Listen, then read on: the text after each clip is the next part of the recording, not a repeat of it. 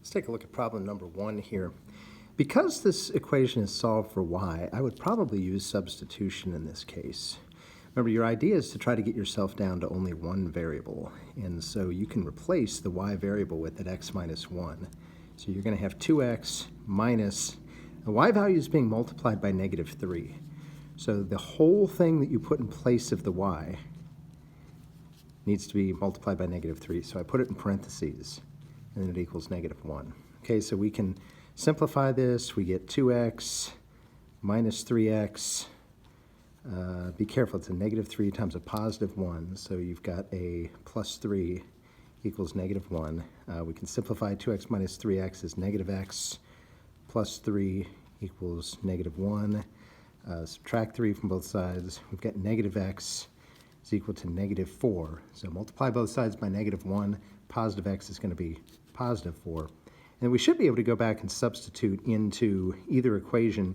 For example, if you put it in the second equation, x is 4. 4 minus 1 gives us a y value of 3.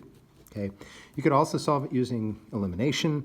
You would need to get the x over on the other side of the equation to get your x's and your y's and your numbers to line up with each other. Okay. Here's number 2. I would use elimination here. I think if you try to solve for the x or y variable, you're going to get something really messy. So I think I will cancel the x variable. 2 and 7 both go into 14, so I am going to shoot to have a 14x and a negative 14x. And to do that, the top equation needs to be multiplied by negative 7.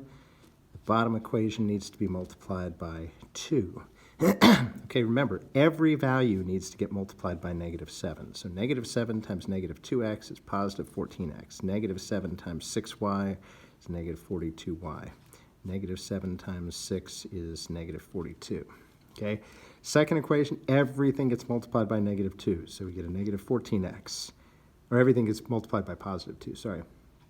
You're going to get a 16y. You're going to get a negative 10. Okay. Remember, you add to cancel opposites. So 14 and negative 14 add up to be 0. Negative 42 plus 16 will end up being negative 26y.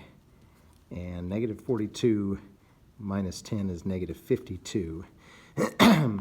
52 times, sorry, negative 26 times 2 will give you negative 52. So y is going to be 2.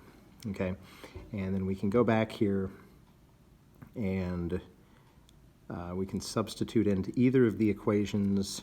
For example, negative 2x plus 6 times the y value of 2 is equal to 6.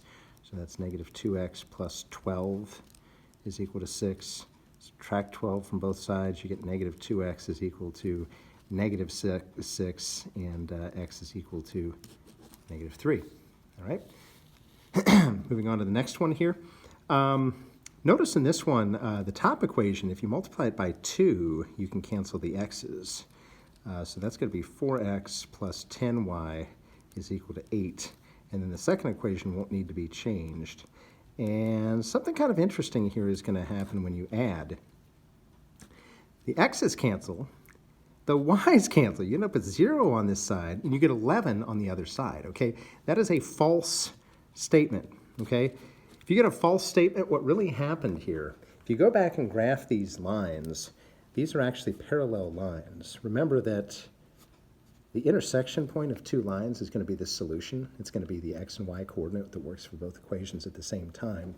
But what this is really telling me is I had parallel lines that will never cross. So there's never an x and a y value that's going to solve this equation, which just means this has no solution. Okay. The other option you could have is that everything cancels. If everything cancels and you end up with something like 0 equals 0, that's a true statement, that would actually mean that you had two of the same equation. And it was really just two lines overlapping everywhere because you didn't realize that you had two equations written two different ways and that were the same equation. And that would be a situation where you had infinitely many solutions because all of the points on either line would be on both lines. So you can have no solution case coming from a false statement. You can have an infinitely many solutions case, which just basically means any point on the line will be a solution. Not that anything can be a solution, but there are lots of possibilities. And then, of course, you get your normal system that has a normal solution. Okay? Going on here, make sure you get everything lined up on both sides of the equation. So I'm going to move that negative 5x to the other side. We'll have 5x plus 8y is equal to negative 17. The other equation, 2x minus 7y is equal to negative 17. Again, you can decide if you want to cancel the x to the y. I don't see any difference in the two. I'm going to cancel the x. I'm going to shoot for a 10x and a negative 10x here. So the top equation I'll multiply by 2.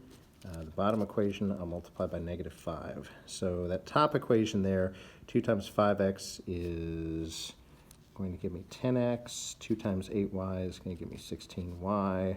2 times negative 17 is negative 34. Second equation, we're going to get a negative 10x. We're going to get a plus 35y. And I don't know what 5 times 17 is. That's 85. Okay, add your two equations. X's cancel. Let's see. So that can be 51y is equal to 85 minus 34. Oh, it's also 51. So y is 1. And we can substitute back into one of our equations to find x. If y is 1, in that top equation there, that would be 8 times 1 is equal to negative 5x minus 17. Of course, that's 8. We could add 17 to both sides. That would be 25 equals negative 5x. That means x looks like it's going to be negative 5, so that's our other solution. Okay? And we'll do the three-variable system. Remember, three-variable systems, you need to cancel a variable using elimination. Okay, pick a variable you want to cancel.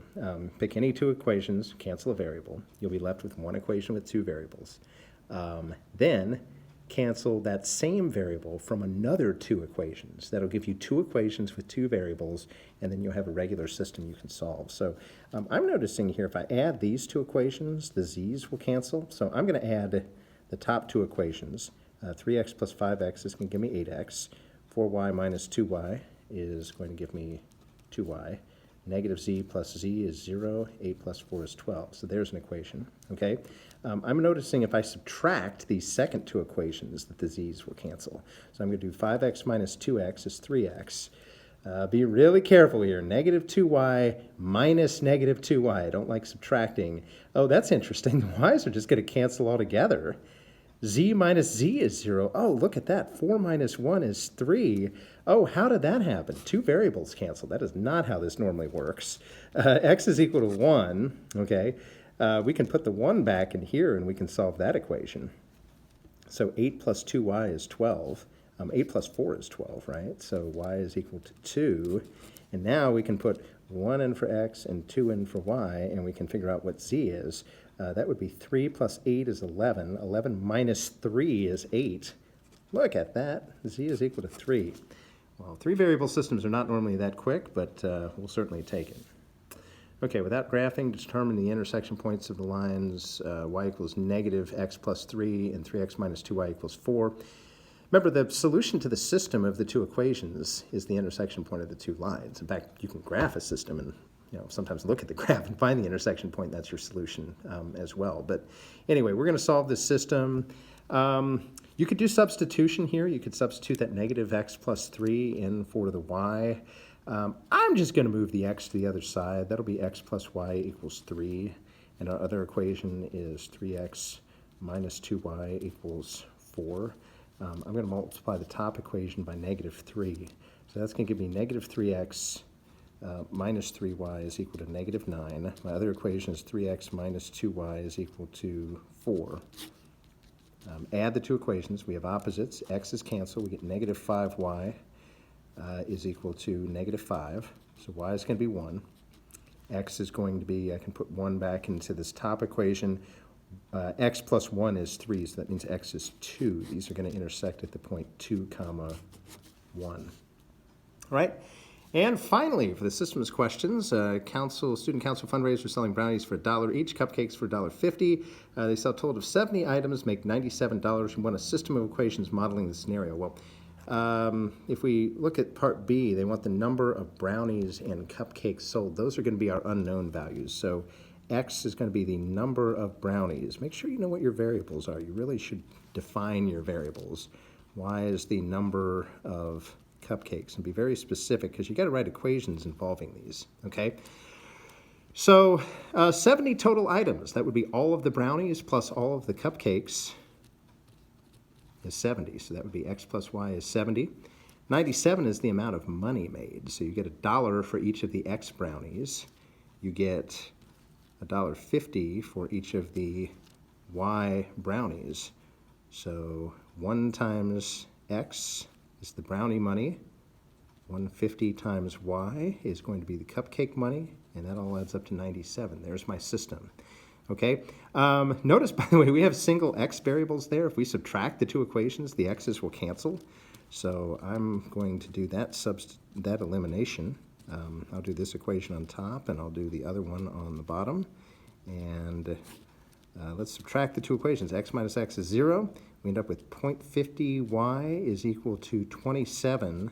If you divide both sides by 0.50, Y is going to be 54. Remember, X plus Y have to add up to equal 70, so X will be 16. So 16 brownies, 54 cupcakes.